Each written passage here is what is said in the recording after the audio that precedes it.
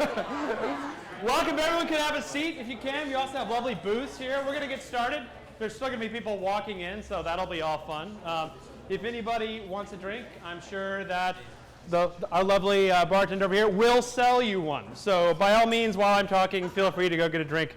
Just try to whisper. All right, what are we doing here? All right, it says here we're doing the 2015 second town hall. And welcome to all of you.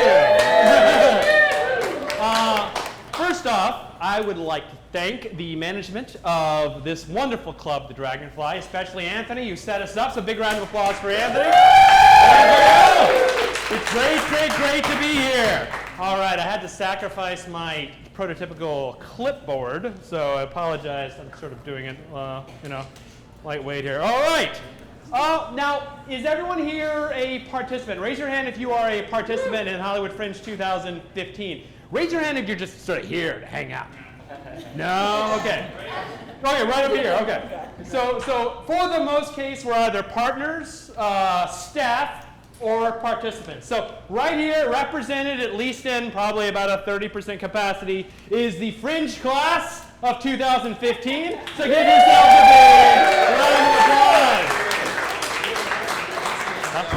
Yeah? A dog in a car right Got out it. front. All right, quick emergency announcement, folks. If you have a car parked right there with a dog inside, you might want to go out in movement because the cops are here to rescue the dog. So you can very subtly slip by. No one's going to look and judge. All right. All right, guys, so what are we talking about today? Today we are talking about marketing your show. We're talking about promotion. Everything that the Fringe offers you. To do that, all the discounts that our partners provide you, as well as some general sort of best use cases, how to do it, how to get people to actually come in and see your show. So you guys registered, you found your venue, well done. You still have a bit of a task ahead of you as we march into June. So, stay frosty. We're going to get there. We're going to get there all together. First of all, I'd like to introduce the lovely Bella Luna over here, our cabaret manager. She will be live tweeting this event. For those of you with laptops, iPads, iPhones, and Android phones, feel free to go ahead and look and tweet, take notes. I will not be offended because honestly, I can't see you right now. So there's no chance you're going to offend me. But by all means, participate in the online conversation, take notes, whatever you need to do. You are not going to hurt my feelings. All right. Additionally, this is being recorded completely and totally against your will. Sorry about that. Welcome, Fringe TV. We got Dave McKeever over there who's going to be filming this for us. Well done, Dave. After this little event, well, after I talk for probably too long, because I got multiple pages, I'm going to talk very, very, very, very fast. And when I get to the end of talking very, very fast, we will have hopefully 45 minutes of questions and answers. By all means, try to stump me. It'll be fun. And after that, we're all going to hang out here. This is the nice thing about doing this in a bar space. Here to have a mixer. So you actually don't need to walk anywhere. You can hang out here. You can talk to people. You can have drinks. It's by no means too early. Again, no one will judge you. All right. Let's start talking about dates. I'm going to throw some dates after you, and you're going to say, what? Wait, when, where? I'm trying to write here. Most of these dates are posted in the, if you go to hollywoodfringe.org/learn and go to timelines of the Fringe, you will see a lot of them there. And then just to make things saucy, I'm going to throw some things that are posted nowhere, and it's sort of an announcement type of thing. All right. Now, the first thing that if you walk away out of this room knowing only one thing today, I would like you to know two things. See what I did there? Both are due April 15th. Now, does anybody want to guess what April 15th is? Guide ads? Guide ads are due. There's another thing due on April 15th as well. The guide, the listing. So locking down your listing to make sure that what goes into the guide is correct. I promise you, and this has happened before, if you don't check it and it's wrong, you'll be very sad. That's all I'll have to say. And it'll probably hurt you. So treat that very seriously. And the second part, of course, is guide ads are due. We're going to talk about both of those things in slightly more detail in a moment. So that's April 15th. That's the second big day. April 1st is the first big day. April 15th is the next big day. May 1st is the next big day. Anybody know what May 1st is? Tickets. Tickets go on sale. Everybody knows that. Of course they do. All right, great. Our next event after this, who went to the workshop last weekend, a couple weekends ago? Terrific. They're great. I love them. I love their panel. Our panelists, they're always fantastic. We have another workshop in, holy shit, is this right? It was April 18th, right. Today is not the 15th. April 18th is our next workshop. It's a focus on festival expectations. It's at 2:30 p.m. at the Theater Asylum. Matt Quinn, are you out there? Matt Quinn? All right, well, Matt Quinn's out there, and he runs the Theater Asylum, and I was going to give him a shout-out. But to all those, you in America and beyond, I gave a shout-out to Matt Quinn. And that's on April 18th at the Theater Asylum at 2:30. May 9th, we have our third town hall that we're going to talk about ticketing and festival prep in detail. There's also a pretty hefty room for Q&A on that one. We leave a lot of room for your questions because technically it's the last town hall. On May 16th, and that's at the Hudson Theaters, where the first town hall was, at noon. Then on May 16th, we have the fourth workshop. This is a new one. We're actually kind of excited about this. This one's about how to tech your show. This is the first time we've ever hosted this sort of workshop, hosted by a couple Fringe staffers. They're terrific. I promise you, they know what they're doing, and because they've teched hundreds of Fringe shows, literally, including some of their own. So if you're interested on the best practices in teching your show, strongly recommend to go to workshop number 4 on May 16th at 4 p.m. at the Theater Asylum. All right, and here's the first announcement of the evening. You are the first to know that on May 27th, we are having a big bash at the King. We call it the Fringe Benefit. It's a benefit, but we're not going to squeeze you for a lot of money unless you want to bid on one of our amazing silent auction options. Mainly, it's a party. You guys can come in. You can have a lot of fun. Everyone's going to be there. It's all about getting ready and girding for the festival that is to come. And that is May 27th at the King. We will be sending out a various information about that, specifics, how to reserve tickets, etc., etc. That is coming. It will be exciting. Then, June 4th. Anyone? You guys are good. June 4th, previews begin. We're going to talk a bit about previews. Then June 10th, opening night party. You will notice that none of you have a performance scheduled for June 10th. There is a reason for that, because that is the day we all celebrate the Fringe season that is about to come. So we give you June 10th off. And you should talk to your directors and stage managers and make sure that they get you off too. June 10th in the night, come to the opening night party. It will be here. Here's where it will be. And we will have a blast. Then we have these dates, June 11th through June 28th. They look familiar. Oh, that's the festival. Okay. So June 11th through the 28th is the festival, and it ends on June 28th with our awards ceremony. And yes, we will be talking a little bit about awards today. Those are the dates I have for you. Fantastic. Great. As of 4 p.m. today, which just happened, how about time? It works that sort of way. You should now all have an email in your inbox from the Hollywood Fringe Festival. Check your various filters. It should be there. In this inbox is the announcement of the 2015 Fringe Participant Packet. This is a packet with news you can use, tips, tricks, discounts, best advice, best practices. We put it out every year. This one has some pretty stunning pictures of it. Thank you again, Dave McKeever, our resident InDesign expert, for putting together such a lovely packet. It's a PDF you can download, and you can download it right now at hollywoodfringe.org/participants. And as I go through some of these deals that are listed in the participant packet, I am not going to spell out email addresses and phone numbers for you because it's frustrating for everyone. I will refer you to hollywoodfringe.org/participants. That's the second time I've said it today, and I will continue to say that URL. So yes, by all means, check it out. Should be in your inbox. If you did not get an email from the Fringe just now at 4 p.m., don't panic. Email support and say, I am not on the participants email list, and we will get you on there. So to make sure that you get that. If you are not receiving an email from us approximately once a week that says, hey, participants, yeah, then you are officially not on the participants email list. It's no problem. Email support@hollywoodfringe.org, and we shall get you on it.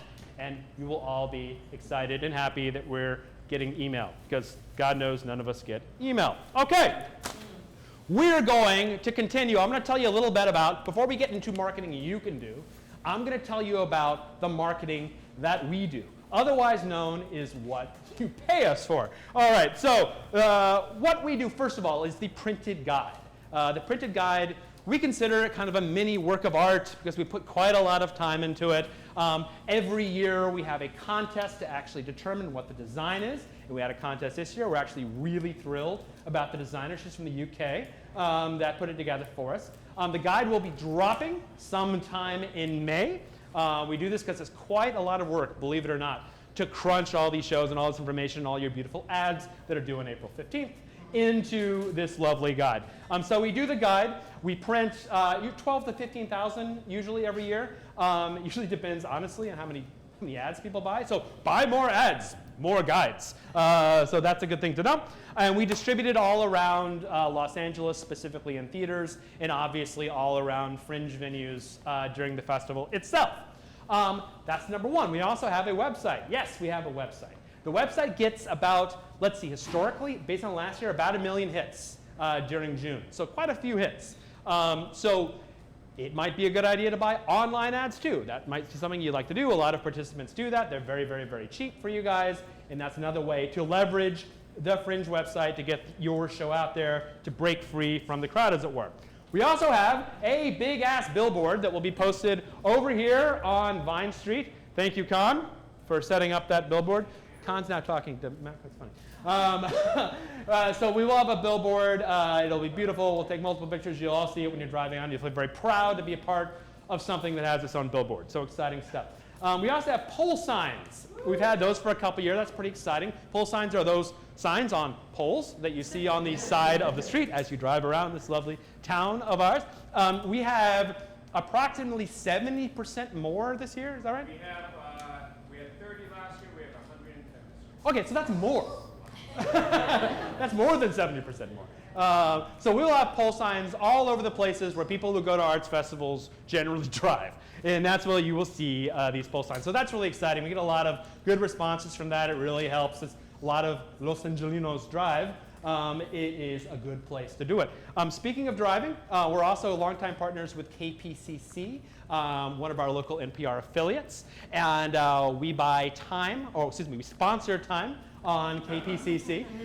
So if you listen to this wonderful radio station, you very well might hear spots saying, you know how it says like, sponsors of KPCC include, da, da, da, da, da.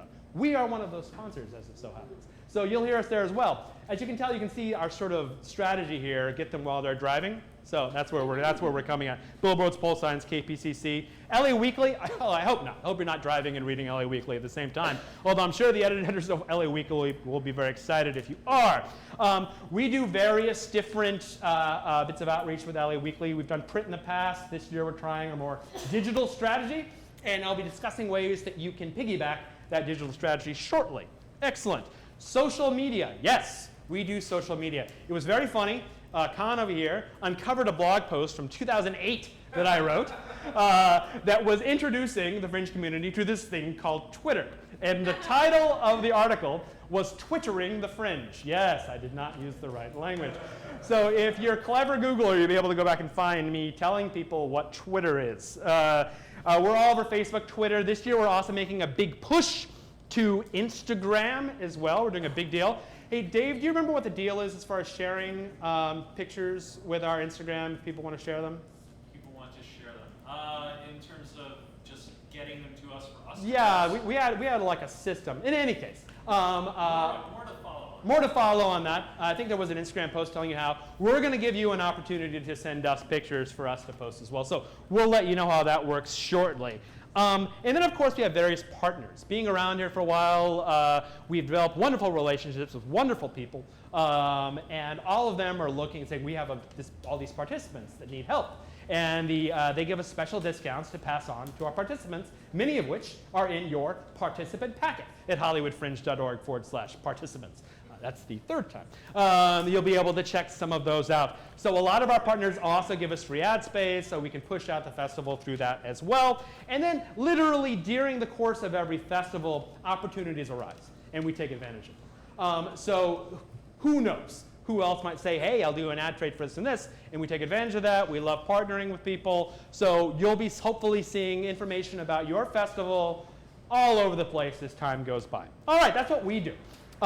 So let's talk a little bit about what you can do to promote your show individually. We talked about the guide ads that are due on April 15th. This is your opportunity to provide a beautiful piece of art to represent your show. As you know, at least I hope you know, as a part of your registration, you get a textual listing in the guide that has information such as title, company, performance dates, venue, et cetera, et cetera. Basically stuff you need and a small blurb description of what your show is about. If you would like, we don't say a photo as well, so we can keep costs as low as possible and give you the opportunity to upgrade into a photo in the guide. And to upgrade to a photo in the guide, that is, or a picture in the guide, that is the meaning, the raison d'etre, we might say, of the guide ad. And they are due on April 15th. It just came out of my mouth. This is your opportunity to basically take this beautiful art that you're all working on and put it in the guide, let everyone see who has actual art for their show so far? Who is still looking to get art for their show? Anybody? Don't be ashamed. That's good. That's good. It's very important, I would say, because you have several hundred shows as a part of the Fringe. A lot of the time, you'll see a piece of artwork, and you'll see the art before you see the actual title, and then it'll sort of make an impact on you. So art is a great way. Great art is a great way to market your show, which should also be great art, obviously. And your opportunity to get it in the guide is through a guide ad. And because we like to keep costs as low as possible, literally participants get 50% off.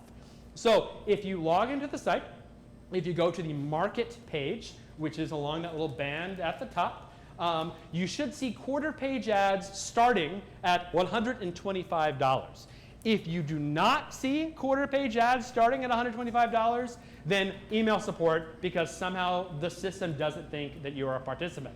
So, and you'll be paying $250 for a quarter page ad. So, as you can see, $125, pretty cheap for what people refer to as the Bible of the Fringe, and we keep that low. Full page ads go up to $500. We also have premium spacing, centerfold, first opening, second and third page, and then the other flip side on the very back, the famous back cover.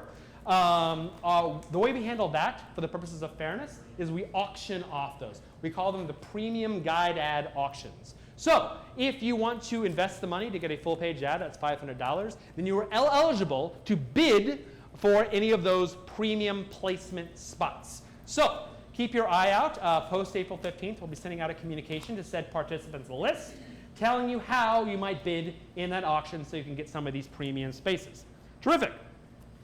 The last thing I'll say, and I'll say this for Dave, who puts together the actual guide, please, please, please check your dimensions. When you go in to buy your ad, it will say, here's the dimension of a quarter page ad, a full page ad, a half page ad, vertical and horizontal. Please, as much as possible, just please do, keep those, your actual artworks to those dimensions. Otherwise, it turns into this big back and forth. You need to go back to your artist, your graphical artist to get it redone. Pay attention to that. If you have any questions, when I say dimensions, you don't know what that means. If you have any questions about what that might mean, then contact us at support@hollywoodfringe.org. We are more than happy to walk those through with you. And then at the Q&A, if you have any further questions, feel free to ask as well. All right, that's all I'm going to say about guide ads for now that are due on April 15th. Now, here's the other thing. Guide listings are also due on April 15th. To check your guide listings, we've made it relatively convenient for you. Go to your project, log in, make sure that you are an admin. If you are the person who created the project, then you are definitely an admin. Otherwise, talk to the person who created the project and have them make you an admin. Then you go to the little admin tab. So you'll see details, tickets, press, admin. Click on admin, then click on guide proof, and you will see exactly what will be printed in the guide. Literally, the format, the font, you'll see exactly what it's going to look like for you to check. So please do. We're going to be reminding you about that in a sort of OCD sort of way in the next couple weeks to make sure everybody knows, because the last thing we want is for your guide listing to be inaccurate. Now, what does the guide listing include? I'm going to give you the full list now. The title, the prices for your show, description of your show, the dates of your show, the venue and space within the venue of your show. For example, we have Theater Asylum. Theater Asylum has 4 spaces. So we'll give the actual name of the venue as well as the space within that venue. The duration gives me an opportunity to say, make sure your duration is accurate or else people will walk out of your show. I'm serious. Because the way people do Fringe is they might see 4 shows in a day and they have lined it up just so with 15 minutes to walk between. Make sure your duration is accurate. If your show changes in time between now or April 15th and the time it goes live, make it change back, because it's fine to be short, but if you're long, people will write bad reviews, they'll be angry, they'll tweet angry things, and they'll walk out. So just so in press, it really makes press angry, because a lot of press are also saying show. So make sure your duration is accurate. The 2 things that we get dinged on, that people come up to me, especially in the press, and say, God damn it, your participants took time. And this is the 2 things. Duration of the show and the show starting too late. What's too late? I'll let you be the judge of that. We started too late today. This event started too late. It would piss people off. So don't do what we do. But so try to start within 5 or 10 minutes of your time at the latest, the very, very latest. And don't ever go over. Even if it means improvising some lines to make it shorter, don't go over. That's all I'm going to say it once, because other people will say it plenty of times if you do. Okay, going back to what's included in your guide listing. We also provide what's called flags. Flags are check boxes that basically say, does your show have flashing lights? Is it a solo show? Is there a single person? It's my favorite, does it include nudity? Yes, there are people that just see shows that include nudity. So check mark that if you want those people to show up at your show. There's one very important one, and treat this one with respect. I say this as a father. Family friendly. What does family friendly mean? Good question. Family friendly does not include nudity, first of all. So every year we see a couple shows that check nudity and family friendly, and we're like, like, you sure? You sure about that? I'm going to fall off this stage, and then you guys are going to help me out once I'm lying there bleeding. Thank you very much. All right. So by all means, what is family friendly? I think everyone has a good idea. It's PG, not PG-13, PG. No cursing, no nudity, no excessive violence. It doesn't mean you can't have a gun, because Bugs Bunny apparently carries a gun. That's fine. But if it's a gun and you shoot someone and blood splatters all over the stage and people start throwing blood at the audience, bad. That is not family friendly. Okay, so use your best judgment there, or you're going to have angry parents, and they are much worse than angry press. Okay, age requirements. This is another little helper for the parents out there. Take this seriously. It generally used MPAA guidelines. I think that, as fascist as that organization is, it generally works and people understand it. Is it 18 and above? Is it 21 and above? We actually had a show called Life in the Middle Ages a while ago that was, this was their hook. And this was a good one, age 30 and up. You could not be 25 years old and see this show. My wife, who was 29 back then, and communications director for the Hollywood Fringe Festival, was not allowed in the show because she was 29. Again, hooks are good, except when you don't let my wife see shows. Okay, so that's what you get. And then the aforementioned the blurb, which is 300 characters. And again, 300 characters, not 300 words. A, B, C, D, comma, colon, underscore, space, these are characters. Cat, that is a word. So 300 characters. One of the biggest support requests we get out there is, I don't understand. I put in 300 words and it's saying I put in too many. Characters are different than words. It's an honest mistake. Just now you know. So ask the question, you see something there and it's wrong. What do I do? How do I fix it? There are instructions on that page, on the guide-proof page. But for those of you that want to hear it now, I'm going to tell you. If it's a performance date, time, or duration, performance date, time, or duration, go to your wonderful venue and say, I need to change this. This is apparently wrong. Hopefully there aren't a lot of those. But if there are, make sure to get to your venue not on April 15th. Check tonight. And then email your venue, because God knows our venues are wonderful. They work their asses off. The last thing they want is a bunch of panicked people contacting them on April 15th and saying, oh my God, everything's wrong. You're ruining the festival. So for me. So please, respect your venue's time. Go to them with lots of notice and allow them time to fix it, and give them the patience, because they're very, very busy, to fix it. If they're still not fixed on April 15th, by all means, contact us at the festival. We'll reach out to the venues for you as well. So that's for changing performance dates, times, and durations. Okay, what can you fix personally? The name of the show. Yes, you can change the name of your show. Literally, you can change the name of your show every day during the festival if you want to. Who thinks that's a good idea? It's definitely a hook. Find us. It's definitely a hook. But if you still don't have a name for your show, we still have a couple of the unnamed Joe Schmo Project shows, which is fine. I would strongly suggest, unless the unnamed Joe Show is your hook, right? I would suggest by April 15th, updating that title to something more permanent, as that is what will be printed in the guide. And again, we respect your capitalization, so you want to capitalize however you want. Some people don't like that at all, but I'm like, you know what? We're inclusive. If you want it to be all caps, you want every third word to be capitalized, that's fine. We'll respect that in the actual printing of the guide. And the pricing. Here's the thing. The venue puts in basic pricing for you based on your application. You can change that. So by all means, go in, adjust the pricing to whatever you want to do. We talked a little about this in the last town hall. The base sort of mean price, the average price, is $12. That's what it has been. We have some shows that have like higher production values that might have a bigger following, go up to 15. Some shows that they just know they're going to sell out because they have built-in audiences go up to 20. Anything past that, and you are playing with fire. And what will happen is that you'll have two shows, no one will come, and then you'll lower your prices, but in the guide it already says that your shows are $50 a piece. So our suggestion, you can do whatever you want, but our suggestion is break the $15 barrier at your own peril, and $12 is the average.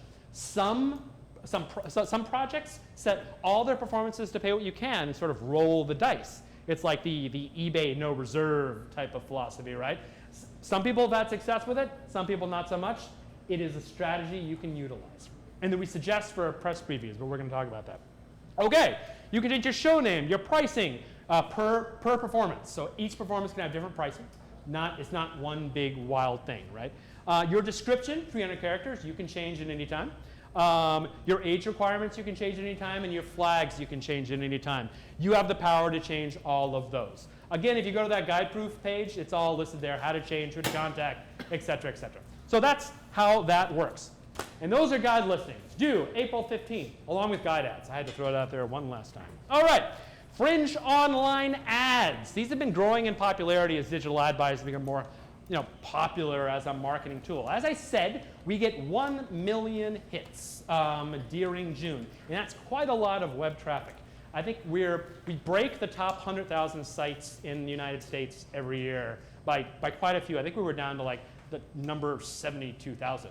And considering that there are a lot of websites in the United States, that's not such a bad thing. We get a lot, that thing said we have a lot of traffic. Now, you guys may buy ad space very, very cheaply on our website. Now, how does that work? You buy what's called by the impression. This is also a point of confusion. So let me explain. If you still don't understand, or feel free to ask in the QA. If you're embarrassed you still don't understand, feel free to contact support or walk to any of us afterwards and we'll explain it to you. It's a common question. What is an impression? An impression is a pair of eyes, or if they're a Cyclops, one eye, sees your ad on the website, right? Okay, that is an impression. If you buy 10,000 impressions, then what you are buying is 10,000 human eyes seeing your ad at different times. They could be some of them could be the same users. They could all be different users. You never know.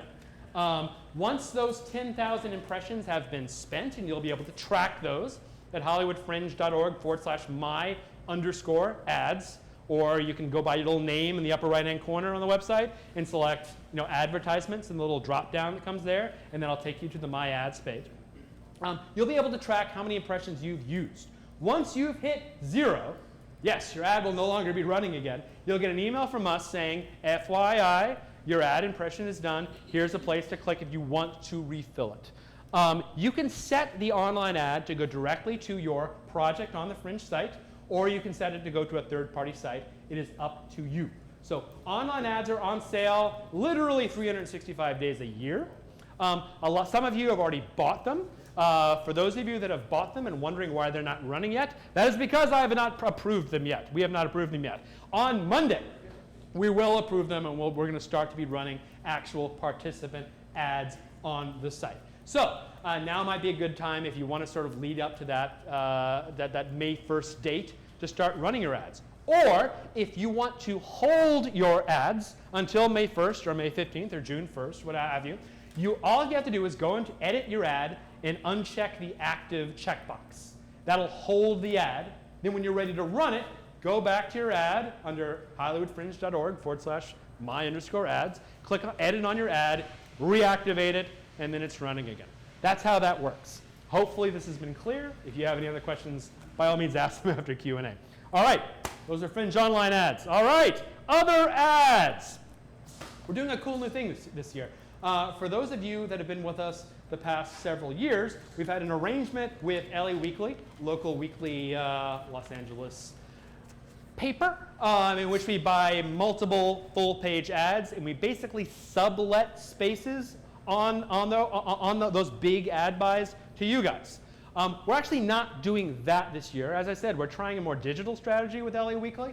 What we're doing is we're buying one big newsletter that goes out to 65,000 of LA Weekly subscribers interested in hearing more about the arts. They're going to do a dedicated blast just for us. At the top, it's going to say the Hollywood Fringe Festival is awesome. Come see us with better marketing language than that. And then underneath that, there are 14 slots.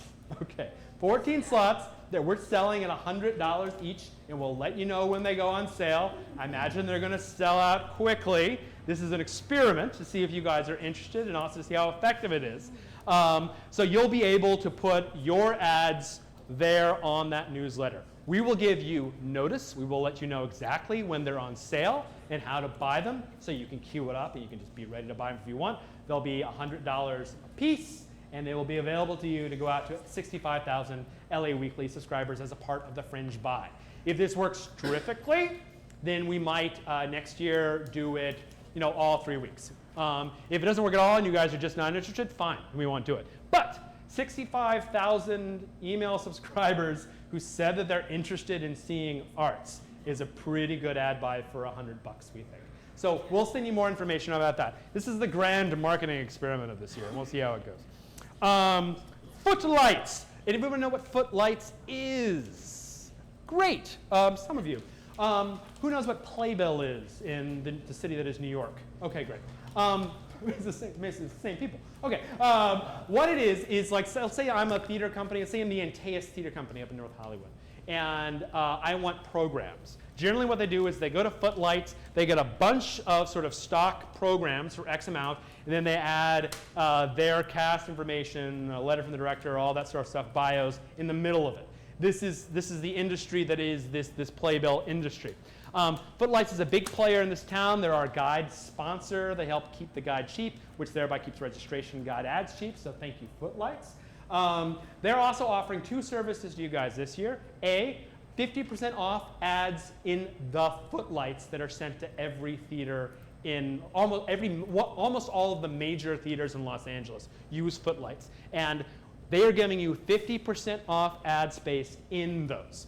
So again, this is a periodical going directly to theater-seeing people. How do you know that? Because they're literally in a theater in the audience when they're reading it, right? So you know these people pay money to see theater. So this is a pretty good one as well, and 50% off is a pretty good deal for that. All these deals and more, by the way, was why I'm not giving contact information, is in your participant packet at hollywoodfringe.org/participants for you to view. Terrific. So yes, and I said 2 services. The second service is they have a very cheap program that they're willing to give you guys as well. So you can have a very, not cheap, cheap as in cost, not as in quality. So you'll be able to have a really nice Fringe branded program to give your patrons as they come through the door. Then you can put little inserts inside there that represent your show. They're giving a great deal on that as well. This gives you that sort of edge of professionalism, and it's reasonably inexpensive. Check out the participant packet to learn more about that and the offers that Footlights are giving us. Backstage, who knows what Backstage is? Okay, pretty popular theater, film, and television periodical as well. They are giving pretty big discounts for listings there as well. More information is in the participant packet. I won't give the URL. Discover Hollywood. Does anyone know what Discover Hollywood is? Clearly not a lot of you are Hollywood tourists.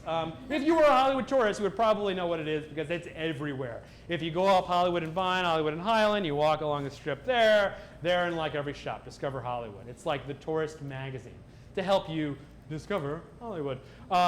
They're a little more expensive, but you're getting into the hands of tourists. So now you're talking about a whole new big demographic. And they're giving 33% off those ads. Details in the participant packet. And finally, is Colin Mitchell here? No. What a bastard. All right. Colin Mitchell is a great guy. He is, I will shill for him then. Who knows what Bitter Lemons is? Anybody? Okay. bitter-lemons.com. Bitter Lemons is like the Rotten Tomatoes of theater. Currently, they're focused on Los Angeles theater. They also have a blog, which gets quite a lot of readership as well. They are offering significantly discounted ads on their website.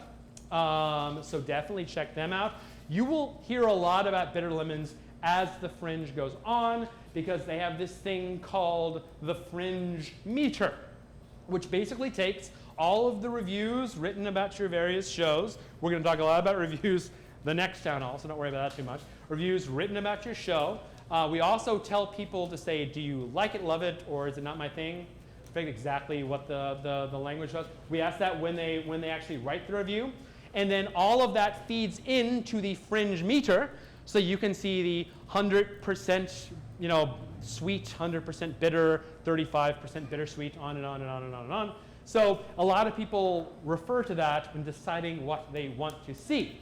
So it's basically a stacked meter of all the reviews clumped up, and they give you a big percentage. You can see what your reviews are. And that's bitter-lemons.com. In your participant packet, there's information on buying ads there. It obviously gets quite a lot of hits during the Fringe. And they're very inexpensive, so that's terrific. Okay, those are ads. Now we're doing pretty well. Now let's talk about services. Now one thing I'll say about these folks that I mentioned and the services I'm about to mention is they're obviously not run by the Fringe. We vouch for them. We've known them. We've vetted them. Most of them have been working with us for many years, but we do not control them. So if you have a problem, we suggest contacting them before you contact us, because all we can do is say, hey, you said you're going to do this, but you didn't. So contact them and work it through. If you really have a problem, you won't contact us, because these guys have been doing this for quite a long time. So here's some services for you. For those of you that have done a show before and have made flyers, which I hope we all are doing of some way, shape, or form, sorry, Earth, is you gotta get, you see, you've just made 1,000 flyers. Awesome. So now they're like sitting in your closet. Like, what am I supposed to do with these now? Right.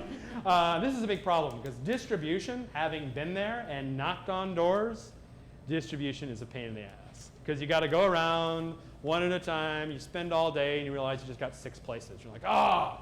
Which is why we have someone, or I'd say we work with someone as a partner who will do distribution for you. His name is Larry Bloom, B-L-U-M. His contact information is in the participant packet. And he has a special deal for you guys. For $90, he'll distribute 1,000 flyers. And that's pretty good. And he has his spots that he puts them in. And then we also ask him to try to put them as much as possible in all the venues, the Fringe venues. So, Larry Bloom, check him out. It's a pretty popular thing. Is Allison Mead here? Yes. Allison, would you like to talk to us about the LA Female Playwrights Initiative? Thanks,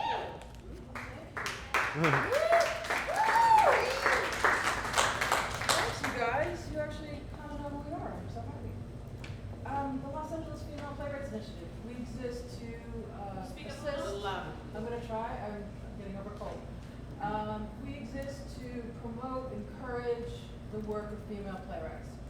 So we have a lot of ways you can get involved and get press for your show if you are a female playwright, if you have a female created solo show. If you're a dude, we love you, but unless you're shilling a show that wasn't written by women, sorry. I'm just going to really quickly go through the ways that you can get involved if you choose to, and then I'll give you a website that has all that info if you lost it. Okay, we're actually having a gathering on May 30th at the Sam French bookstore in Hollywood. This is a good way to get involved and meet women who— Where is it? Sam French in Hollywood, Thank you. who will come out and hopefully talk about your show, go to your show, etc. We have a page on our website that's specifically devoted to women on the fringe. So we're going to encourage everybody who has a female written show to go there and put their info in. Again, I'm going to give you a website that has all the links and everything for you to go do that. We're going to ask you, if you're creating a program, to let them know that you're with the LAFBI. So again, we're cross-member marketing, trying to get press for every female written show, not just for the fringe. Connect with us through social media, Twitter, Facebook, etc. I actually have a podcast. I interview female playwrights. And so if you would like to send me info, you can send it to, let's see, I don't even remember my own email address, laFPI.podcast@gmail.com. I'm just going to say a couple things. Also, guys, all of these addresses and whatnot are in the participant packet that Ben has been talking And it's about. also going to be on this website that I'm going to give you at the end. So I know I'm trying to get a lot of info in because I want to give the forecast. But I'm just going to say a thing, as the person who is the podcaster, the interviewer of people, please just send me like a brief little thing about your show. Don't send me endless pages. Don't send me a lot of attachments. Just really a brief couple paragraphs what your show's about, you know, why it might be of interest to the LAFBI. That's really going to help us. And we try to do as many shows. We want to get to as many, not just women-written plays, but also different experiences, different races, different cultures, different sexual identification, etc. So please, we've got a show like that. Send it our way. Once I do the podcast, we record it. It goes out to our street team. They're going to Facebook it. They're going to tweet it. And again, we're going to cross-market with a lot of other female-oriented organizations in town. All right? Thank you very much. I appreciate it. Thank you, Allison. So I was over there. Colin, thank you for getting me a beer. That's going to make the rest of this a lot more fun. While I was over there, I was checking Twitter. And thank you, Jeremy. I do move around a lot to avoid the snipers. You're welcome. And it's called Twittering. Twittering. When Jeremy was twittering, is what he said. All right. Moving right along at the speed of sludge. Let's talk about GLAAD. Does everybody know what GLAAD is? Yeah. Probably. Okay, great. If your show has LGBTQA, there's more. I. Okay, there we go. And a lot of letters. If it's one of those themes, then by all means, contact our friends at GLAAD. They're very interested in working with you. They're interested in helping list and promote your show. Information in the participant packet. We're really happy to have GLAAD on board. And finally, here's a new one. Dan Berkowitz, are you in the crowd?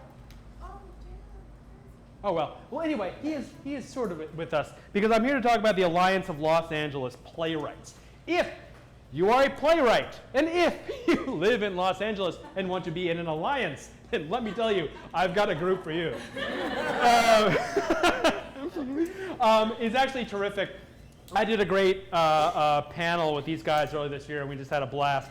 ALAP is providing a $10 discount to your annual membership if you are a fringe participant. So by all means, if you are a playwright in Los Angeles, want to be a part of Alliance, then join this group with a great 10% off as a fringe participant. Information in your packet. Excellent. We got through that. Let's talk really quickly about ticketing because it impacts a bunch of stuff, like how you start to market and where you tell people to say, buy tickets to your show, which is obviously a pretty important thing. Where are tickets? Where do they go on sale? That's a big support question. Okay, first place, 95, maybe even more % of the tickets sold to the Fringe, through the Fringe, are sold on our website at www.hollywoodfringe.org. So you ask, what do I put on my flyers, my posters, what do I drive people to? There's two strategies. One is you give hollywoodfringe.org, and what a good guy. Like, that's really nice and generous of you. They'll need to go in and search for your show. And obviously, not necessarily the greatest thing in the world from a marketing perspective. So if you want to put hollywoodfringe.org, we'll all think you're a great, generous person. Not necessarily the best way to market the sale of your show. We suggest giving a direct link to your show. And so it's normally hollywoodfringe.org/projects/a number. But that's pretty long. So we give you a shortened URL, which is hff15.org/ your project number. And your project number can be found in the URL. It's the number up there after projects. Projects/number. That's the number you plug in at hff15.org/number. To make it even clearer, on the details page of your project page, it's right there in the bottom left-hand corner as well. And you can see your shortened URL. That's a great URL to share. Twitter-friendly, small in characters, doesn't take a lot of space on your actual flyers. So terrific. That, as I said, is the #1 place where Fringe sold tickets are sold. Also, we have our mobile app. Our mobile app gets quite a lot of usage during the Fringe. Yes, you can buy tickets there. We do sell a percentage of tickets there. Most of them, again, go to the website. But people do, increasingly so, buy tickets. Oh, boy, a clipboard. Oh, seriously? I got this clipboard from my high school graduation. And I still have it. I'm so happy. All right, great. That looks really bad, but it's better. All right, now I feel official. Our mobile app I was talking about. So our website, our mobile app, we have them for Android and we have it for iOS. Also, we have a box office, and the box office will be open when Fringe Central opens. So people can walk up and buy tickets there. So I would say in your flyers, give the web address. That's the best thing you can do. But be aware, people can also buy via the mobile app, and people can buy at Fringe Central, and obviously people can buy at the door of the venue if they're feeling, ballsy and they don't think it's going to sell out. All pre-sales are done elsewhere, but obviously at the door of your venue, you can buy tickets there as well. So terrific. That's where you buy them. Okay, quick. I think everyone probably knows this. What percentage of the ticket sales do we give back to participants? 100%. I'm expecting more enthusiasm. 1, 2, 3. 100%. That's just a really positive thing to scream. 100%. Right.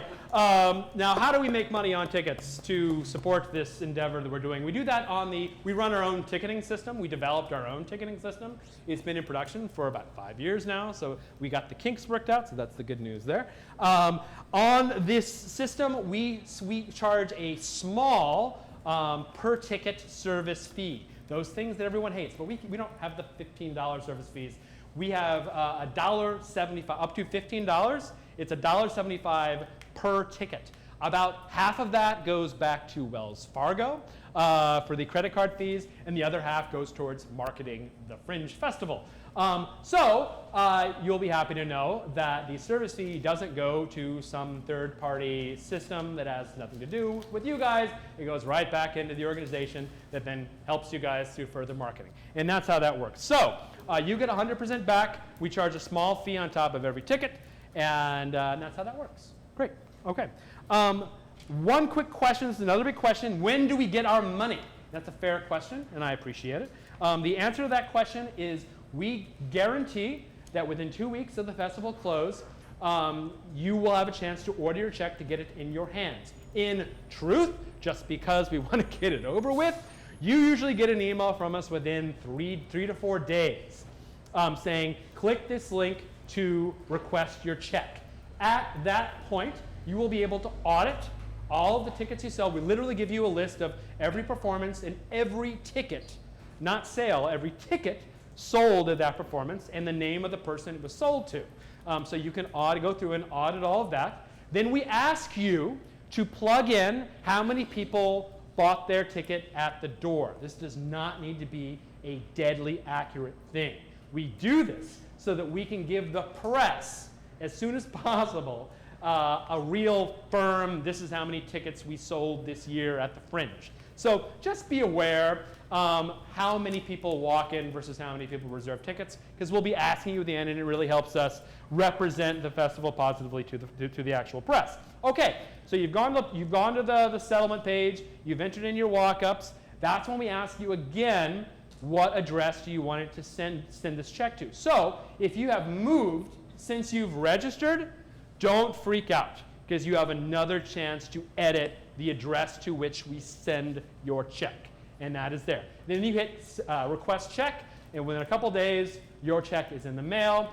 The first wave is usually, I really have this huge stack of envelopes, and I get to go to the post box and jam all the envelopes in there. It's sort of a big emotional time for me, because I was like, oh, another festival done. So know that that's what I'm feeling, and then you get the check and you're like, ah. So there's a lot of eyeing going around on either side of the U.S. Postal Service job. That's how that works. We try to get you your checks as soon as we possibly can. Another big question, can I sell tickets on Gold Star? Can I sell tickets through Place 411? Can I sell tickets through Service X? Yes, you can. This is the only rule surrounding that. You need to sell at least 50% of your available tickets through the Fringe. Okay, now half of you go like, oh, okay, I understand what you said. The other half's going like, what? Okay, let's say that you have a house with 100 seats. Okay, you're not going to find a lot of those in LA. Let's say you have a house with 100 seats. You need to sell at least 50 of those seats through the Fringe. If you want to take the other 50 or 35 or 20 and put them on Gold Star, you absolutely can. Just make sure to go in, log in as an admin, go to your project page, click on admin, and then on each performance specify how many you want to sell. Because you don't want to sell 100 through the Fringe site and 50 through Gold Star, because then what happens? You've sold 150 seats to your 100-seat house. So be aware of it. In the ticketing industry, they call them holds. That means you're holding those seats. In this case, we're just asking you very clearly, how many tickets do you want to sell? And you can go on a per performance basis and update that. Note, you need to sell at least 50% per performance through the Fringe. It's okay if you put in sell 0 through the Fringe, a big error will pop up saying, no. You need to sell at least 50. Or if it's an 80-seat house, you need to sell at least 40. So that's how that works. This is something people get confused about, and that's perfectly fine because it's math. And if you still have questions, feel free to ask. At the end, do you have a really quick question? I'll answer a quick question. Does that 50% include, like, if you're comping someone through the Fringe website? Good question. And god damn, I wish I knew the answer to it. Like, considering I actually wrote the code, you think that I would actually know what the answer is? What's the question? Did comps go towards the 50%? Yes. Yes, right?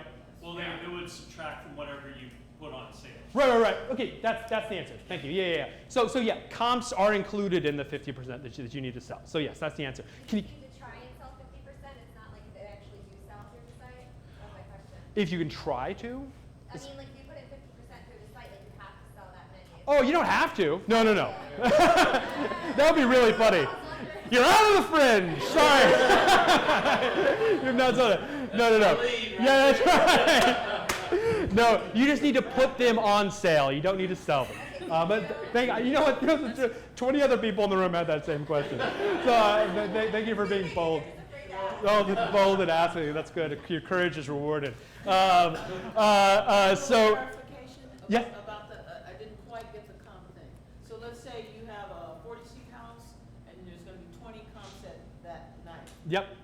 10 like are for Fringe and then 10 are for Right. that So other- it's basically if you specify a comp, it comes out of the Fringe side, right? So you can put 40. Let's say you have a 100-seat house. You can put 50 on Gold Star, 50 on the Hollywood Fringe. 10 of those in the Hollywood Fringe can be comps. Does that make sense? That's a good way to put it. Okay, great. I'm going to remember that for next year. Huh? Oh, yeah, we're going fast now. We're burning. All right, here we go. All right, the one thing I'll say, okay, about buttons. All right, everyone in this room should now have a button. There are these things right here. Buttons do a lot of things. They say, hey, I'm a part of the fringe. What's up? And that's probably the most important thing buttons do. Because you can walk in up here, there's a lot of people there in June. You'll be able to see other people that are fringing because they're wearing a button. And you know they're a part of the community. And you can feel sort of liberty to talk to them, which is nice. And you can, because they go up to strangers, say, hey, what have you seen? What have you liked? What are you in? Are you in a show? And you can have a conversation, building that personal network, which we're going to talk about, and that's important too. But there's a financial aspect as well. When you're at Fringe Central, these will get you $1 off every drink. That's probably a pretty important thing for most of us. Our price is already pretty low, and these get you $1 off. So that's some great news right there. Additionally, we have a program called the Hotspot Program. Is that URL ready? No. Okay. We'll be announcing it shortly. But we're currently trolling around Hollywood like we do every year, going to small businesses and saying, would you like to be a part of our Hotspot Program? Well, we say that we will give you a promotion to our community, but you need to give something back to the community. You need to say X% off your sale when you buy something like this, or however it works. A lot of hotspots are very generous in what they give. For example, I ate at Eat This every day last year because they provide a major fringe discount. And they're obviously one of our most popular hotspots. For example, 3 clubs. Svengali was here. He was, and now he's gone. 3 clubs also provides special drink. That's the bar where we've been having these mixers. They provide special drinks specials to folks with buttons as well. Hotspots are very cool. And finally, they give you $1 off every ticket you buy. 1 per order per performance. Sorry to make that confusing, but like, oh no, party foul. And so, okay, so if you're on the web and you go to buy a ticket and your account is linked to a button, and if you're a participant, that happens automatically. If you buy a button through the website, that happens automatically. If you just bought a button, hopefully you wrote down an email address as well, and we'll go through and we'll register your button to your account online. Okay? So you will automatically get that $1 off. What a good guy. Cleaning up his beer, too. What a great guy. Yeah, snaps to you. Yeah, I know I'm pacing a lot. Sorry, so I'll have to get through it. Buttons are great. And here's the one thing I'll say to you as producers, participants, is that there's no way for us to enforce the whole you get the button discount at the door. If you're running box office and your tickets are $10 and someone walks up to the door with a button, you charge them right, because otherwise you're going to make them very angry. And they'll tweet about you and they'll be very angry. And literally there have been tweets, X show doesn't honor the button discount. And there's like a Twitter fringe blacklist and your show just got on it. So remember, at the door, honor the button. Okay, I know I've said that before. Okay, great. Great. As far as buttons goes, to the general public, they're $5. If you get 1 button per show for free, and each additional button for every other members of your show is $3. So, 1 button free per show. Additional people affiliated with your show get $3 buttons. Public at large, $5. That's how the button works. Okay, and that is the Hollywood Fringe button. We're going to talk a lot about this in the future, but also know that the ticketing system on HollywoodFringe.org supports discount codes. Discount codes are great. If your my alma mater is Maryland, University of Maryland, go Terps. Fear of the turtle. If I wanted to set up a special discount to alumni at the University of Maryland, I'm going to put UMD as a discount code, and people with UMD get a $5 ticket as opposed to a $12 ticket. The great thing about this as well is you can track how successful your discount codes are going to be, because on the site there's a report that will say you sold X amount of tickets at regular price, X amount of tickets at button price, X amount of tickets at participant price, X amount of tickets for each discount code. And then you can see what the most effective outlet for selling your tickets are. Discounts are great for people, but they're also great marketing tools for patrons. They're also great marketing tools for you. The last thing I'll say is participant pricing. When you set up your show, when you go to your project page, log in as an admin, you go to the admin tab, you see all your performances, where you can set your prices per performance. You'll see 2 fields. One is the regular ticket price, $12, $15, pay what you can, what have you. And the other is a participant price. I would strongly suggest setting a participant price lower than the regular price. I actually don't think we let you set it higher, though. Actually, you assume it's a mistake. Like, no participants can come to my show. But we suggest setting your participant price lower. Pay what you can, free. It's up to you. Again, some of your best patrons are going to be the people sitting around you right now because they talk. We all talk. And we go out and we talk and we say, this was good, this is great. And then the community at large comes to see your show. The community brings their friends from the outside. Set a participant price, make it a fair amount lower than your regular price. Get participants in. And it's a scratch my back, scratch yours sort of thing. And you can also do trades. A lot of people do trades. I'll see your show, you see my show. We fill each other's houses, we get free shows. We learn, we're friends, great friendships, awesome. Okay. That's all I'll say about ticketing right now. We're going to delve into ticketing a little further next time as ticketing goes on sale. We have one more page left. Flyering! All right. At one point, I said flyering is fringing. And I stand by that. Because flyering is the act of, basically, it's the equivalent of your business card for your show. First of all, have a flyer. Let's get that done. Now, does your flyer need to be a postcard-shaped thing? Not necessarily. Some of the best flyers that I've seen think out of the box of the postcards. First of all, if you're doing a postcard-shaped thing, great. No problem. But, for example, he's currently on our board of directors. He runs magic. According to him, his name is John Armstrong. He's a famous magician. I don't know if you know who he is. But he's at a fringe show several times during the course of our festival. He's a card magician, and his flyer is a card. What an ingenious idea. Let's say you have a show about a bar. Or like people like it's like Cheers, the musical. Then someone's going to do that, I swear to God. Then your flyer could be a coaster. Thinking outside of the box like that makes it, oh, you're the guy with the coaster flyer. Yeah, it's one of those hooks that we're talking about, right? It's like, oh, the coaster guy. Sure, what's up? All right, so think about marketing materials not just as a flyer, but try to think how can you make it stand out. And all the same, if you do a flyer, you're still doing terrific. Just make sure you follow these basic, I call them the Ben Hill guidelines. Because if you don't, I get angry. I don't know why. These things make me mad. First of all, this is a big one for me. Ladies and gentlemen, this is a big one for me. If you're doing a postcard flyer, use cardstock. Do not use 8.5 by 11 sheet of paper. I will take it, tear it up, and throw it in a trash can. It makes me so angry. Because over time, it gets hot. And what happens to paper when it's hot? They start to fold. And then I have this beautiful table of flyers, and now it looks like gross. There's all these folded flyers. And we're in there, we're fixing it every single night. Because there is hundreds of shows, thousands of flyers, right? So please, if you're going to go with the traditional postcard way, use cardstock. Number 2, this one really bugs me because I fundamentally don't understand it. Use both sides. Please use both sides.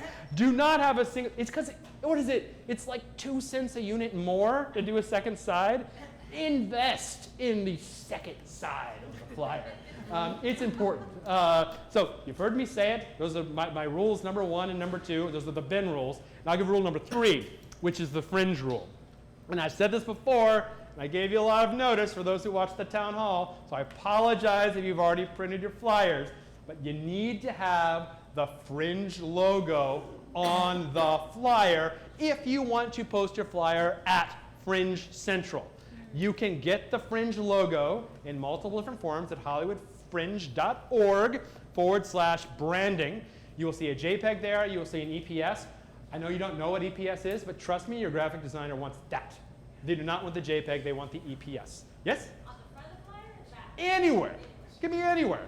And what's more, you can do whatever the hell you want to it. If you want to change it to your colors, if you want to distress it, we don't care. We have a very boring logo just so you guys can make it interesting if you want to.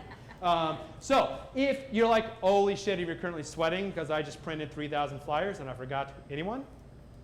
No one wants to admit it. Okay, yeah, I just printed 3,000 flyers and I forgot to put the Fringe logo on there. What people do is stickers. They get little stickers and they put them on there. And they spend a little bit of money and they publish some stickers and they put it on there. So, you have been warned, remember, and it's in the participant packet as well. Go to hollywoodfringe.org/branding, get that EPS file, send it to your graphic designer, and have that person put it on your flyers.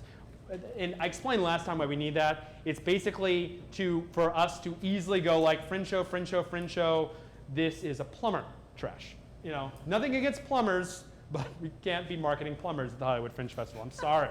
Unless it's a show about plumbing, which now someone's going to do. Okay, terrific. I think I talked about, okay, a little bit about etiquette. Things not to do. This is another fringe no-no, as it were. You see a table of flyers, this is what you don't do. Oh, table of flyers, can't find a space, boom, boom, see you later. And yeah, so don't just drop it on top of a bunch of other flyers. This is one of those cardinal sins at the Fringe, because what you're doing is you're disrespecting every show underneath it, right? If you go to a flyer table at Fringe Central or beyond, and you cannot find a place to put your flyers, and you can't even, through rearranging some, respectfully find a place to put the flyers, ask someone. Ask a Fringe staffer, ask the venue staff, the venue you're at. Do not just put your flyers, boom, on top of the other ones. Because here's what's happened. I'll walk by and go, grab, oh, that show, boom, and you go on my brain blacklist. You don't want to be on my brain blacklist. But in all seriousness, we do recycle those. So if we see flyers on top of other flyers, we grab them and we recycle them out of respect for you, for everyone else who played by the rules. So something to keep in mind. Here's the thing. This is an edge case. I apologize if you've heard this story before. This goes back to 2010. Really quick story. I know I'm running a long time. But Dave and I were backstage at the old Fringe Central. We used to run a venue. And we're sort of like watching the end of a show. And the show ended and the lights came up. And this one guy stands up from his seat and goes like, "Ladies and gentlemen, I have a show coming up right after this. Here's my flyer. Come see it." Guess what? That's not cool. Because you're literally hijacking somebody else's audience. That's not cool. Let me tell you something that gets almost what you want, but is cool. At the permission of the venue, and if possible, the producer of the show that's letting out, you can stand outside of shows hanging out and hand out flyers there with permission. It's all about respect. We talked about this the last time.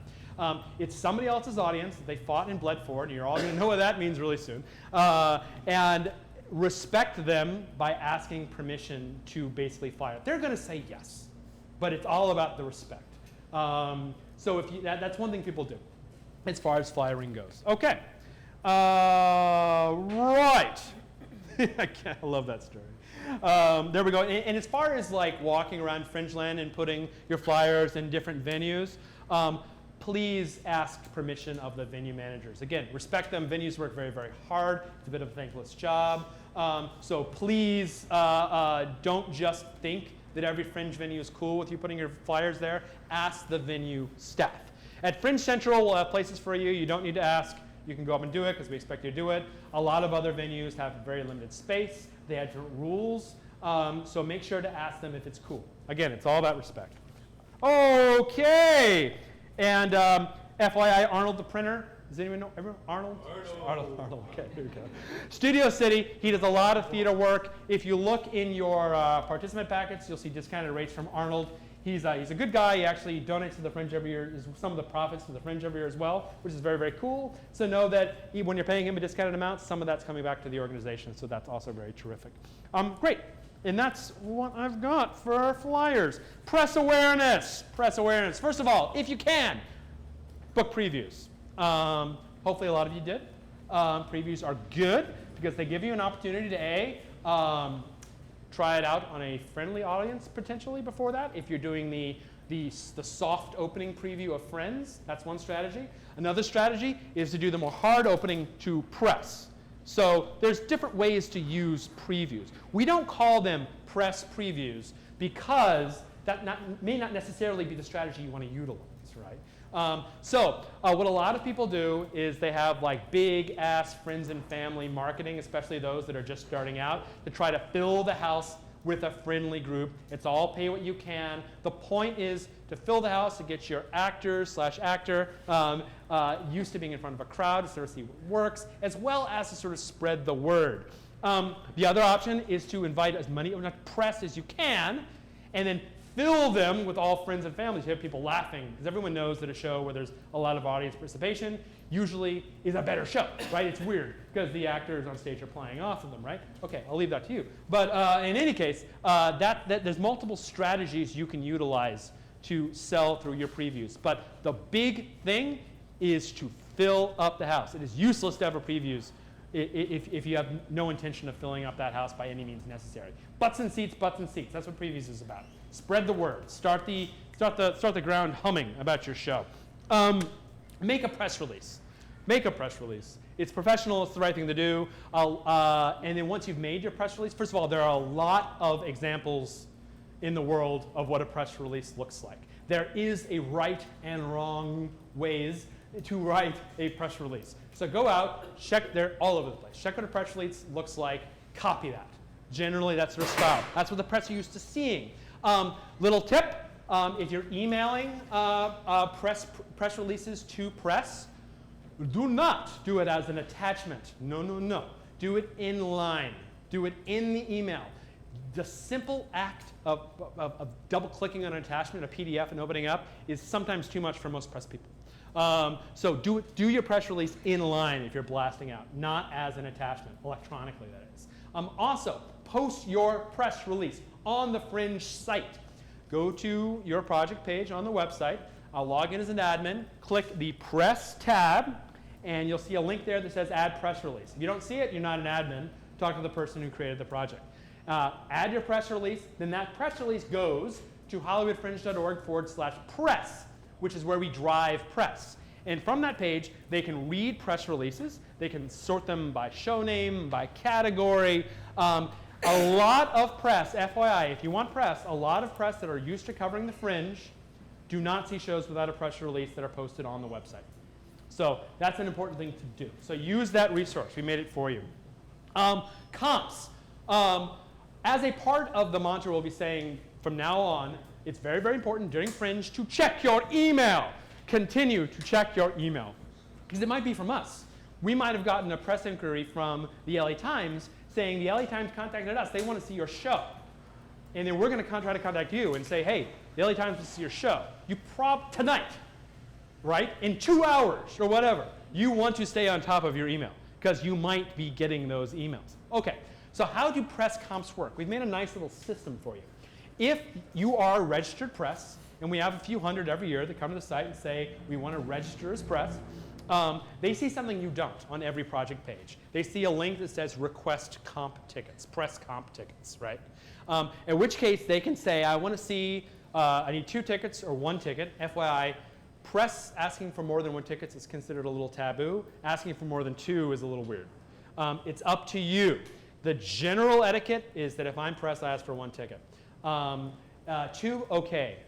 5, come on. If you really want coverage, then by all means, it's up to you. It's your show, it's up to you. I'm just letting you know what the general etiquette is. Because occasionally we have press people that don't know about that etiquette. It's not a chance for them to bring all their buddies to see the show. It's a chance for them to get a free ticket so that they can see and potentially review your show. Okay, so we have a couple hundred actual members of the press that are registered on the site. They click Request Press Comps.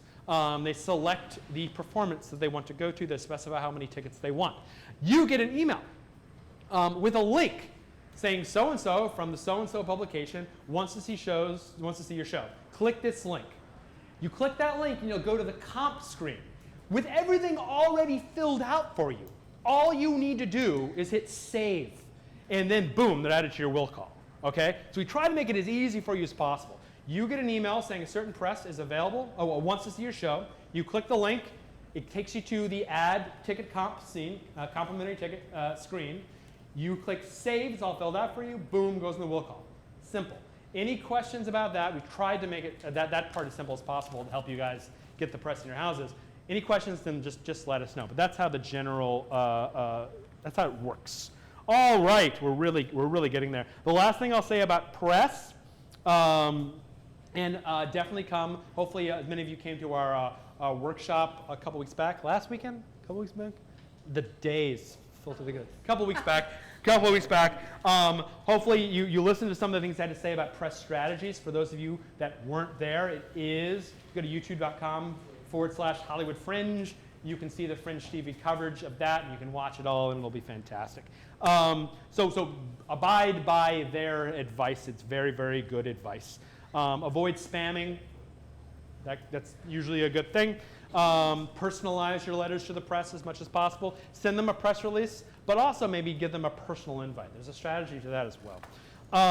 Online, and this is the last thing I'll say on press for the time being, we have, if you go to the hollywoodfringe.org/learn, or you click About at the top to take you to all those articles, one of them is called Press Awareness. And we've given you a very large list of Los Angeles outlets that cover the performing arts. We don't give you the contacts because the press doesn't like that. It's really, as producers, it's on you to start to develop that sacred asset known as your press list. And you keep that, you manage it, you go on and on and on. We're giving you the actual outlets to start. If you go to those websites, you'll be able to find out who to contact. That's the little legwork that you guys still need to do. That's press. All right. Only got like a couple paragraphs more. Fringe TV. Fringe TV provides episodic coverage of the Fringe through the Fringe, as well as some things that are meant to be funny, some things that are meant to be informative, some things that are meant to cover the festival itself, and finally, and perhaps most importantly, interviews with participants. Okay, so for those of you, we do a really nice thing. We do like create a nice backup for you. We interview you about your show, and then we publish YouTube videos that you can then market yourselves. So we do all this for you from the Hollywood Fringe account through Fringe TV. So you might be asking right now, how do I get one of these interviews with Fringe TV? All right, well, I'll tell you how. You wait until we, actually, no, you can do it now. Excellent, okay. So Stacy Jones at hollywoodfringe.org. That's in the participant packet, but it's also that thing I just said. That's Stacy without an E. She'll get very angry at you. stacyjones.hollywoodfringe.org. Slots are limited, so please contact her as soon as you can. The interviews will be hosted on May 28th and 29th from 1 to 5 p.m. and May 30th from 4 to 6 p.m. Believe it or not, that's also in your participant packet. So if you are interested in scheduling Fringe TV, just so I didn't give the wrong information, that contact Stacy, not Bex, right? Dave or Con? Yes, what? Do what the participant packet says, not necessarily what I said. But did Stacy want people to contact her for interviews or Bex? I can't recall. Could you check the participant packet and let me know? Thank you. That's hollywoodfringe.org/participants. Excellent. Okay. Stacy's also my wife, so I've created a lot of spam for her. I just wanted to make sure that I'm not. May 28th and 29th from 1 to 5 p.m. and May 30th from 4 to 6. Contact her. It's first come, first serve. We try to get as many people as we can. You get a cute little video you get to share, and that's great. That's Fringe TV.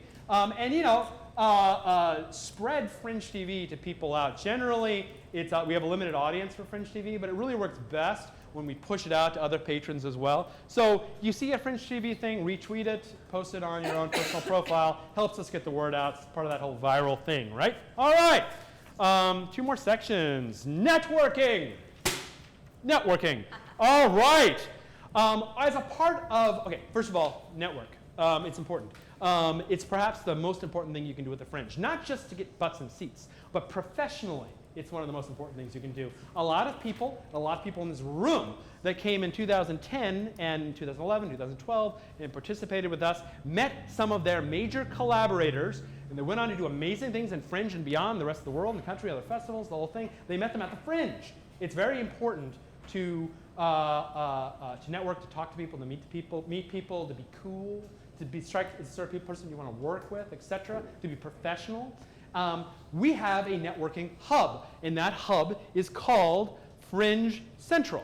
And this is HQ. It's where we have a bar. It's where we have food trucks come up every night. It's where we have events like Fringe Prom, which is the prom that all theater people wanted but didn't get in high school. We have live band karaoke nights, which are a whole lot of fun. We've been doing that since 2011. 2010, 2011, since 2010. Big popular event. Everybody wants to be a freaking rock star. And the great thing about Fringe live band karaoke is they can actually sing. Yeah. So that's the best thing. Who knows? Maybe Dave and I will get up and do a song for you. You never know. It's been known to happen. So you might be asking the question, What's the question? Where is it? Where is Fringe Central? I don't know. Oh, wait, it's here.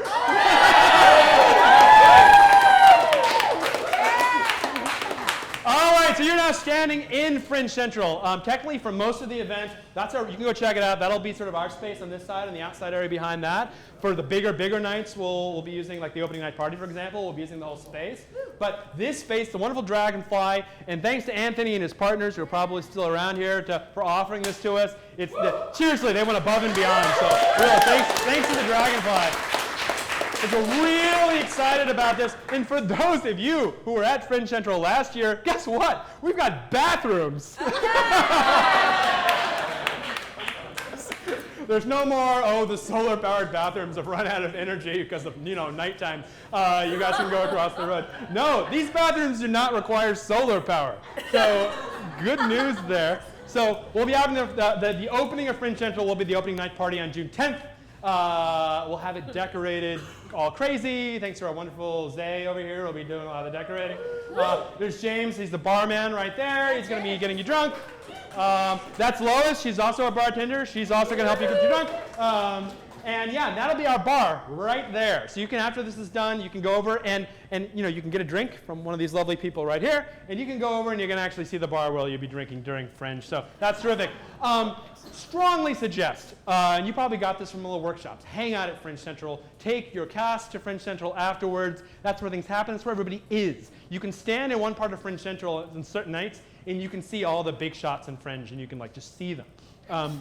Staff is always here. The big returners always hang out. I had one guy walk up to me last year when Fringe Central opened, and he walked up to me with a beer in his hand, and he said, "I'm home." And that's how a lot of people feel about Fringe Central, because you're embraced in the warmth of the community. Yeah, it's cheesy, but it's nice.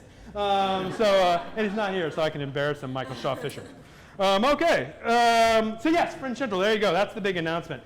As far as networking goes, I mentioned leveraging your existing base. That's important. Coworkers, family, friends. Talk to people at shows, before shows, after shows. It's not during shows, unless that's the hook.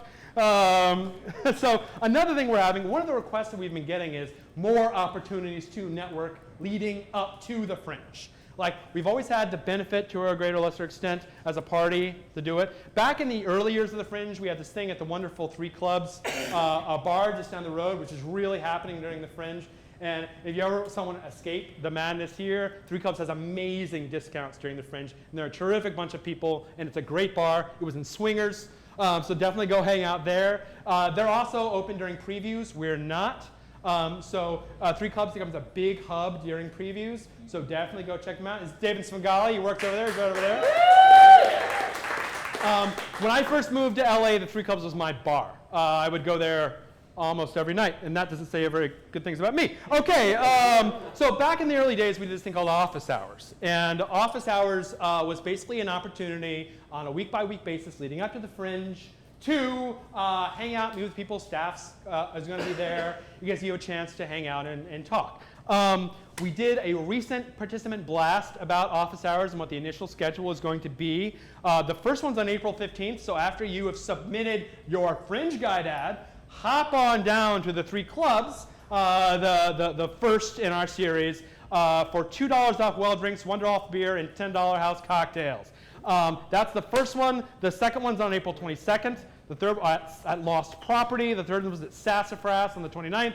And May 6th is at the Pig and Whistle, the place where I ate a lot of fries back when we had Fringe Central there in 2010. And we'll be announcing further places to come. So office hours is great. The hashtag is drinking with Fringe. Drinking about Fringe. Hashtag drinking about Fringe. And there's a blog post. Yes. For sure. So check the blog, hollywoodfringe.org/blog. We'll be updating that blog with new locations. We'll be mentioning it in every weekly participant newsletter. Twitter, whole thing. Keep your eye on the social networks. We'll be twittering about it, and you'll figure it out. Okay, great. All right. Last thing I'm going to talk about, a little bit about social networking.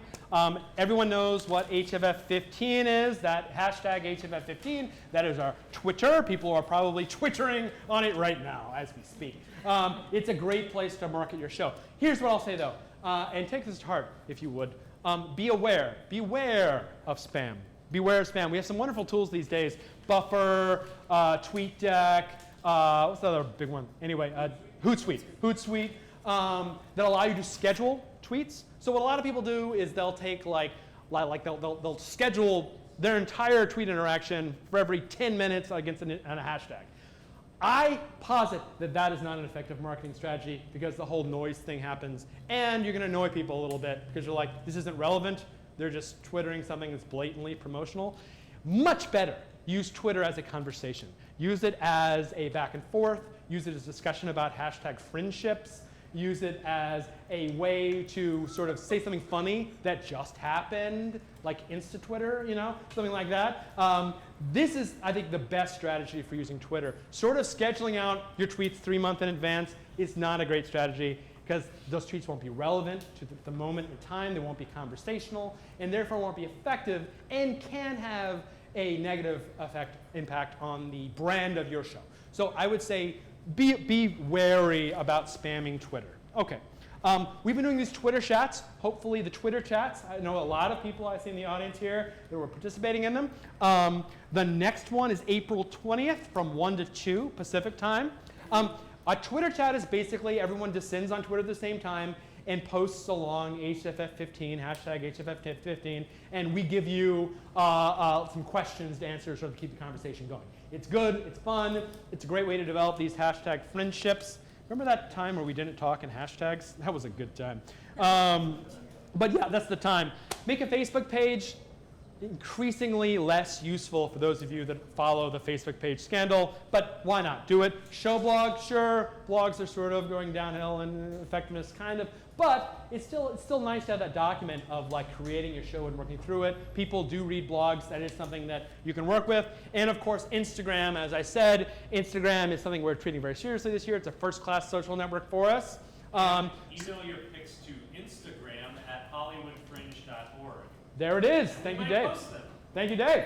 Yes. So if your fringe is appropriate and not spammy, we have a curator that looks over them. But if you have interesting pics that are more than just here's a picture of me holding a sign with my performance dates on them, there's something more interesting than that, then email them to Instagram at hollywoodfringe.org, and we very well might post it. So there we go. All right. And the last thing I'll say before we get to Q&A, sponsored awards. They are due May 1st. If you are an incorporated organization, incorporated legally in the state of California or beyond, and you would like to present to the Fringe community a sponsored award, there are plenty of rules, and I'll direct you to the appropriate article at hollywoodfringe.org/learn on awards. You might give a sponsored award. We're going to talk in detail about awards next time, I promise. But for the time being, just know that the current deadline, if you want to submit an award, check out that blog post, hollywoodfringe.org/blog. It'll give you the rules, how to submit your sponsored awards, and you will be off and running. And with that done, oh, boy, do clipboards make a lot of noise. All right, I'm going to have a sip of this beer, and then we, yes, first question. Yes, regarding taking out ads in whatever the magazines were that you listed, and I know they're in the information, are the sizes different, or the sizes in the information that we're going to get? Yeah, so the ads in, for example, Bitter Lemons, Hollywood Fringe website, Hollywood Fringe Guide, Discover Hollywood, the dimensions are all should be in the participant packet. If they're not, just contact the email. I don't think the Bitter Lemons ones are. Maybe they are, because there's a thing at the end. But yeah, contact them if you have any questions about dimensions, but they should be listed in the packet. Okay. Yes? Use animated GIFs. Excellent question. No. And you can't, mainly for technology reasons right now, because of the way that we snap them, but also some people just don't like them. So right now the answer is no. Potentially in the future, maybe yes. That's a really good question. Yes? Okay, speaking of guide ads, I submitted one. If, you know, the dimensions, we're trying, because I didn't go through a printer, a designer. Yep. So I'm trying my best. If there's a problem with that, yep. Should I get word from you that there's a problem? Excellent question. I bet a lot of other people had that question. What we do, and I assume what we're going to do this year again, Dave, is that we're going to, Dave's the guy that looks through them, and he's the guy that gets annoyed when the dimensions are correct. He will, if they're egregiously incorrect, he will contact you. We'll If also. they're incorrect in any way, I will. Very good. Very good. And we actually post a big PDF of all of the guide ads, so you can go and we'll say, hey, everyone check, and you can go and see what your actual guide ads look like. Also, know that you can still see last year's guide in PDF form at hollywoodfringe.org/guide. _ 2014. Oh, you changed it? Yeah, I did. You bastard. Anyway, if you want to see previous year's ads, you can go check that out. Perfect. Yeah, absolutely. And that's a great point. Anybody if who you wants. have questions, just email support. So all of the guides from 2010 on are available online at hollywoodfringe.org/guide _ 2010, 11, 12, 13, 14. Hey, Bella, tweet that. Yeah, somebody tweet that. So yeah, and that's actually a great point. If you're interested in seeing what these guide ads look like in the past and also what the guide looks like, then by all means, check that out. Thank you for that question. It's a great question. Anyone else? Yes, over here. We'll post about that. The URL isn't quite ready. We're still trolling the world for them. But we'll post it. I won't give the URL right now because I think it's unformatted. Mostly my fault. But it will come soon. Okay. You could probably figure out what the URL is going to be. It'll be about 15 to 20. 15 to 20 this year. And that's thanks to Lois over here who helped collect our hotspots. Yay. Yeah. Huh? Huh? What is? Shin Ramen is active starting. Oh, that's great. Okay, good. So Shin Ramen, it's a La Brea and Hollywood.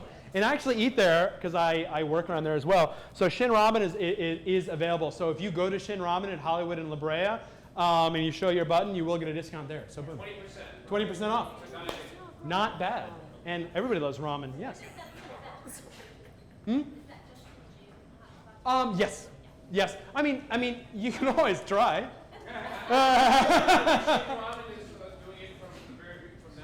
today. Yep. Starting today. Yep. And it's delicious. Yes, sir. What are the guidelines for admission into Fringe? Yep. Oh, like to get inside? Yeah. Normally, we have no guidelines. Anybody can come. So, because we want you to bring your audience, your friends, your family, your castmates. We let anybody in. You don't get the discount without this. Right. We considered for a while making it button holders only, but it sort of goes against what we do. Yeah. Anybody can come in Fringe, but thank you for clarifying that. Anyone else? Questions? Yes. Sorry. Yeah, I have a tip actually for those of you doing ads. The great thing about the Fringe site is you can put codes in and they're really easy to use. You can use multiple codes for discounts. So put a different code in your ads and then you can track who is coming from where. So it's really helpful for the next year because then you can determine which ads to use next year. So use a different code for each ad or just one code for all ads. And they're really easy to set up. Discount codes. Discount. Yeah. Yes, discount code. That's a great $1 strategy. off, and then you'll get to track how you're using your codes. That's a terrific strategy. Thank you, Jeremy Luma. You're welcome. Yes. Then will the box office be here to the Central Fringe box office? Yes. Also a good question. The Central Fringe box office will be located here, specifically over there. So we call it a box office. We're actually trying to find a better word for it. It's more of a concierge because we help you along the Fringe experience. We also will have T-shirts and all that sort of business, and so you can get that. You can pick up guides. If you have a question about how it works or how to find something you like, then you can ask the folks at the box office, and they'll help you. One thing we don't do, which goes back to that whole holy laws of Fringe, is we will not recommend anything. So we've talked about everyone in the Fringe is the same font. Like Coachella, you have the big Paul McCartney fonts and the little My Backyard Band fonts in Coachella. In Fringe, we are all the same font. And as a part of that, no one wearing a Fringe uniform will ever recommend a show because it's saying this show's better than that show. It's something we do not do. What we do is we help give you the tools and teach you how to use the tools to find a show you might like to see. So that's one thing that should be made very clear is that we do not give recommendations. Any other questions? Yes, and then you, and then over here. Yes. No, get over here. For comp, Yes. this may be a stupid question. Unlikely. would people get them through the website and then they're obviously not charged the fee that you So- have, or? It's a good question. Let's clarify. With comps, you add them. You, the project administrator, add them to the website, and then the actual name. So let's say you have a friend, Joe Schmo, you want to comp. You go to the comp section of your project admin section, it's comps, and you add the comp, and then that name goes on your will call for that evening. So yes, they don't need to do anything. I think they get if you provide an email, they get an email saying you have tickets, and they have the information on it. You do not need to provide an email there. But if you do, they'll get an email saying that they have tickets and that their name will be on the list at the door. Awesome. Yes? Actually, two, because that reminded me one. If somebody's doing like Kickstarter or Indiegogo, and one of the perks is tickets. Yep. Do we just take that money and then handle it as a comp? Yes. Is that right? If you have an Indiegogo or a Kickstarter where one of your like rewards for the levels that you give in your crowdfunding campaign is tickets, yes, add them as comps. Okay. Now the pain in the ass is that you need to, well, you can do one of two things. You can create a like Kickstarter 123 discount code you can give them, and then they can theoretically buy it every time. But keep in mind the problem there is that they can go and just buy as many as they want. Or the easier and slightly more painful way on your end is to communicate with each of them and ask them which performance they want to see. So it's up to you. Okay. And And the other question was, there was something I read about at Fringe Central, some kind of like performance space or like what was the word? Fringe Cabaret. Fringe Cabaret. Do we have info on that? Well, let's see, Cabaret Manager. We're not announcing that yet, are we? We can. We can? You want to talk about it? Come talk about it. I'm down here.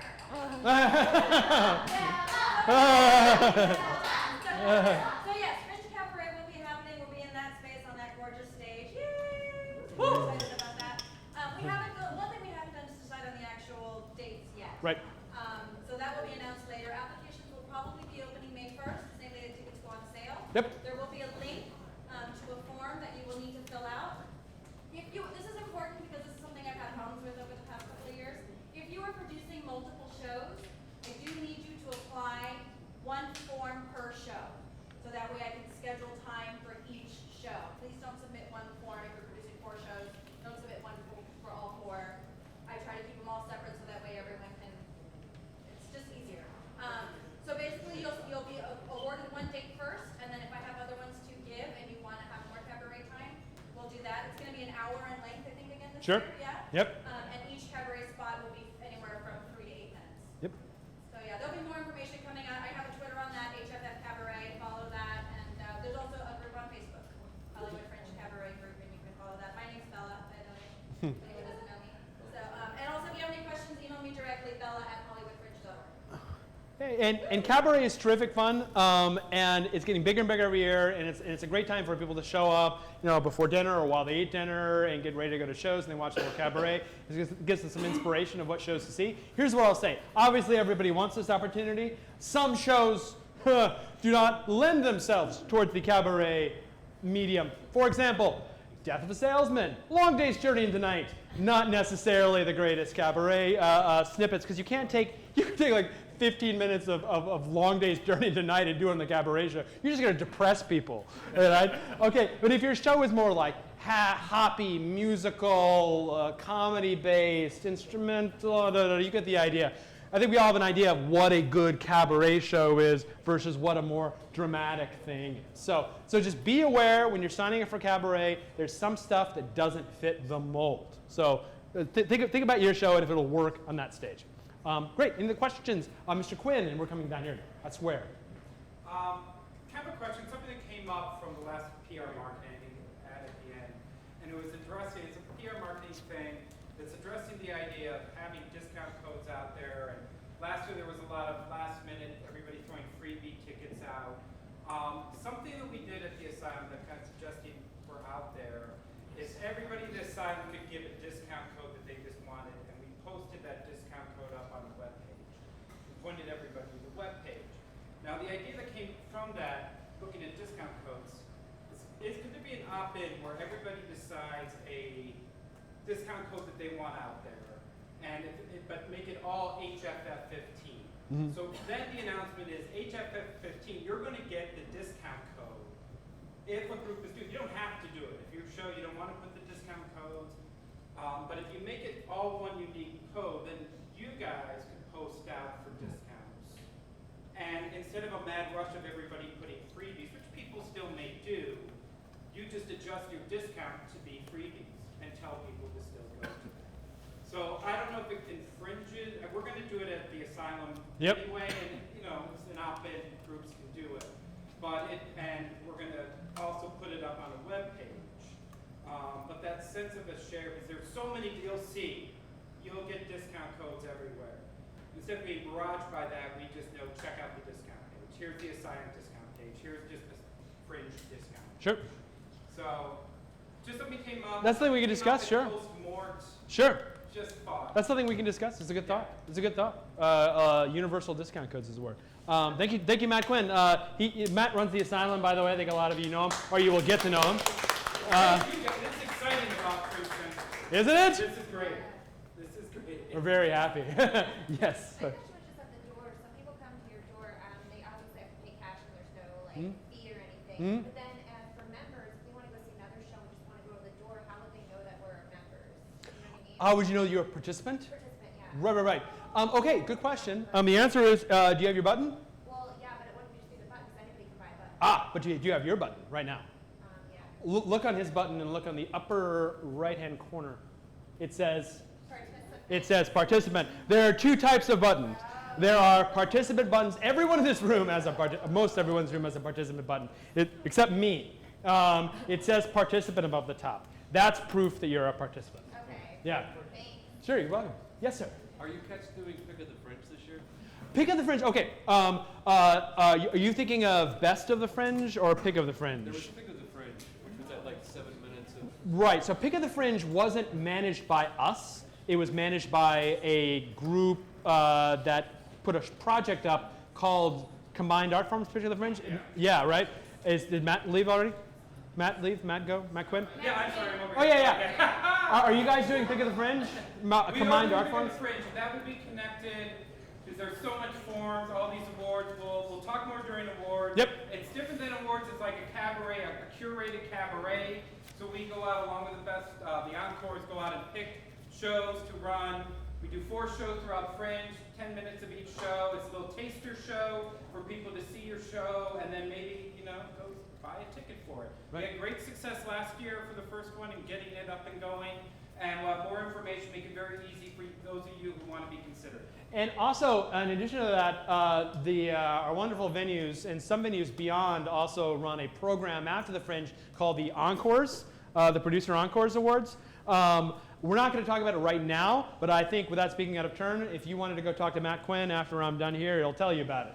But it's basically, that particular award's great because it gives you an extension. So it gives you a few more performances after the Fringe, in venues, in Hollywood and beyond. We're going to be talking a lot more about that. Hopefully Matt will come on stage at the next town hall and talk a little more about that particular program. Again, Pick of the Fringe Encores, not run by the Hollywood Fringe Festival because they are qualitative, right? Because they say this show is better than that, which is something we don't do. We leave it for independent producers and venues to do that for us. So we never say your show is better than this show, and we never say that to anybody else. Any other questions? Yes, in the back. For the Fringe Fest logo, Hmm? how do we get that? You guys have I went to the site and I tried to take it off the site. Yep. And it pasted, but it was Very small. not very small. It was for stuff. Oh, use the EPS. Use the EPS. Use the EPS. Fringe.org. Oh, okay. HollywoodFringe.org/branding. And then download the EPS file and give that to your designer. Is it just as easy if you're designing it yourself? Sure. Yeah, absolutely. I mean, EPS opens in what? There's also JPEG and Yeah. Photoshop versions of Yeah, so there's a PSD, which is the Photoshop version. There's the JPEG, which is a JPEG, and it's significantly more than the EPS. Yes? I believe you mentioned something earlier about a booth or something where merchandise is Yes. sold or something.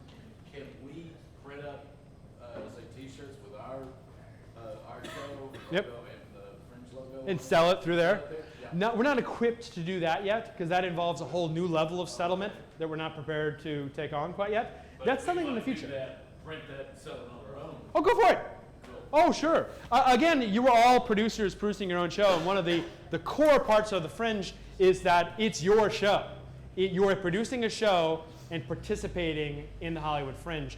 We are not producing your shows. You are the boss of your shows. So you can do whatever the hell you want, from merchandise, whatever you want to sell, whatever you want. We're just not currently financially equipped to sell your products for you yet. So what kind of stuff is going to be? T-shirts and advice, but that's free.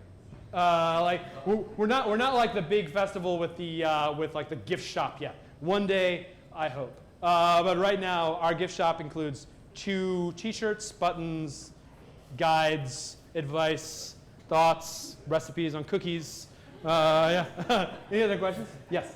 Are the office hours always going to be held on Wednesdays? Yes. Sorry.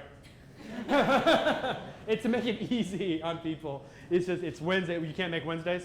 I'll drink at home alone, it's fine. Fair enough. Make sure you tweet while you drink. I hear that's perfectly safe.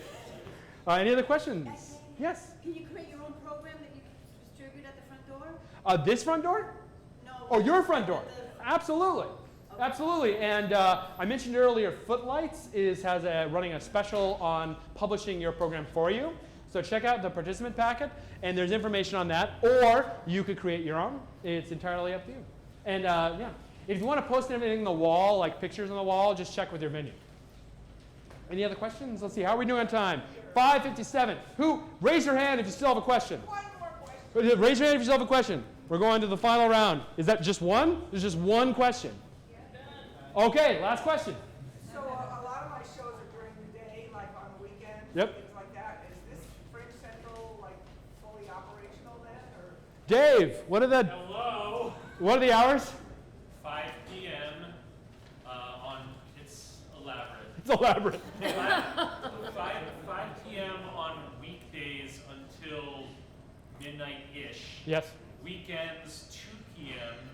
until Saturdays 2 p.m. to 2 a.m. Sundays 2 p.m. to midnight-ish. Right. So that is. Does that make sense? Yeah. So on weekends we open at 2 p.m. On weekdays we open at 5 p.m. Right. On Saturday and Friday and Saturday we close at 2 a.m. Otherwise we close around midnight. Okay, thank you. Sure. Is that it? All right. Huh?